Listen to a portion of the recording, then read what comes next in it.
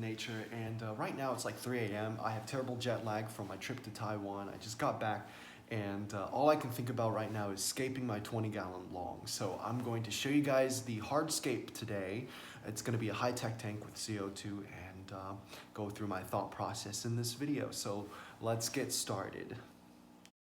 So the first thing that I always add is the light and the equipment so that everything is accounted for when I aquascape. I'm not going to leave them out. So when I raise this part here, this is just to make sure that I have a higher background. Having a higher background gives more depth. It gives you more places to plant.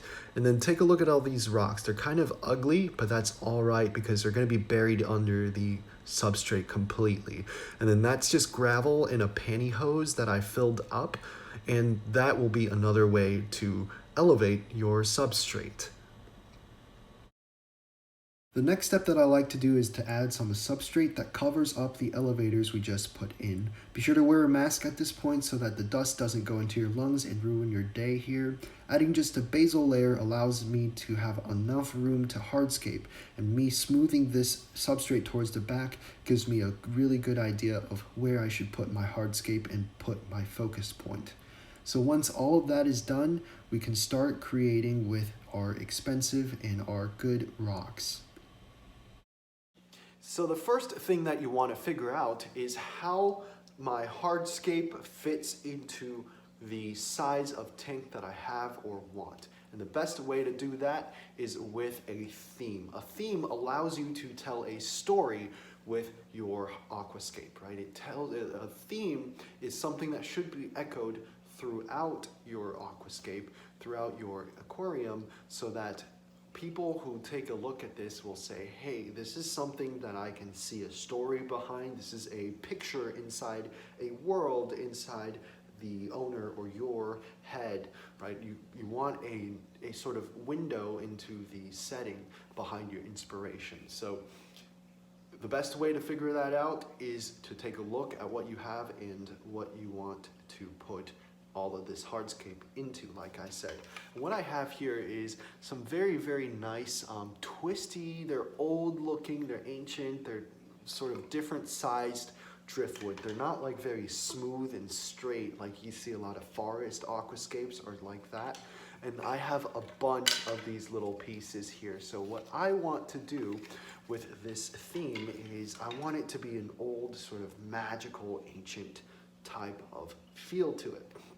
And I also have Dragonstone from the earlier 10-gallon build and Seiryu stone that I got for this build. So what I wanted to do is think about how that wood goes with the Dragonstone as well as the new Seiryu stone that I have.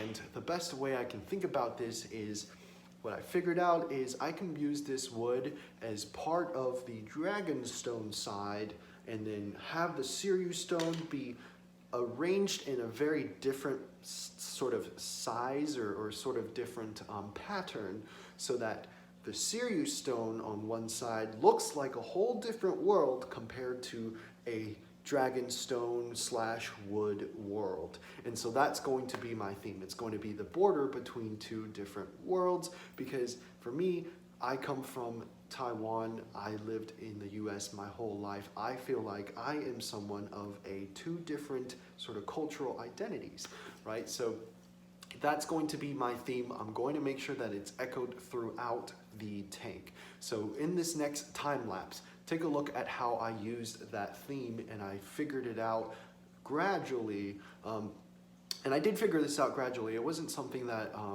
I knew from day one as soon as I got all of that hardscape that I wanted to do. So here you go. When I'm aquascaping, I like to put the big stones in the front and the small stones in the back, because that gives me a really good sense of depth and it adds more perception to the aquascape. I start with the Seiryu stone because I know that side's going to be the highest part of the tank.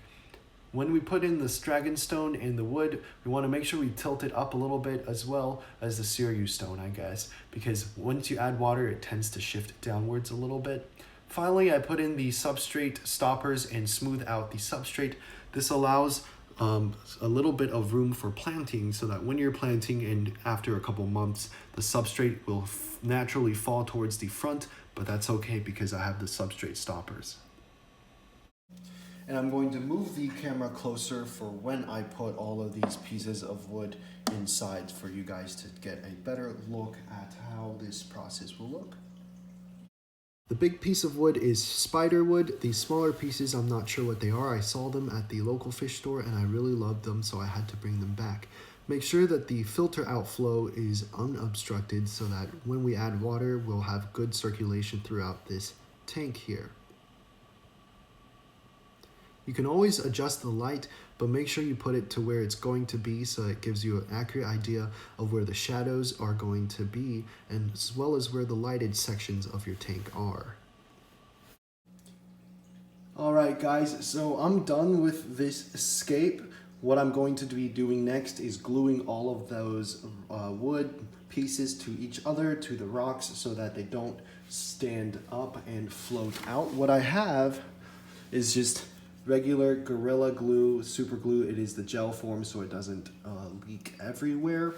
I wanted to speak a little bit about the actual scape. So taking a look on the left side, we've got the Dragonstone in the wood, like I said, and take a look at the right side here. I feel like I didn't give this side enough love, but what I'm going to be doing different with this side is it's going to get different plants. It's going to look very different once it gets planted. So right now it looks like it's a little bit empty. That's okay because we're gonna have different plants there. It's gonna have really cool things on that side, whereas this side is going to have much different plants too. So thinking about here, and I'm going to take this off the tripod and show you guys around in the back.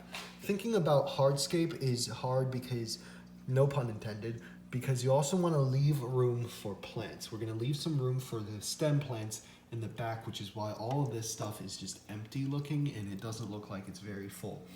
But once it becomes a planted, fully planted aquarium, look at that. There's like nothing, no hardscape left. And that's not something I want to do with this particular tank because of how cool these pieces of wood and how expensive, to be honest, these pieces of Dragonstone and Seiryu stone are. So thank you guys all so much for watching. If you liked it, please remember to subscribe and comment.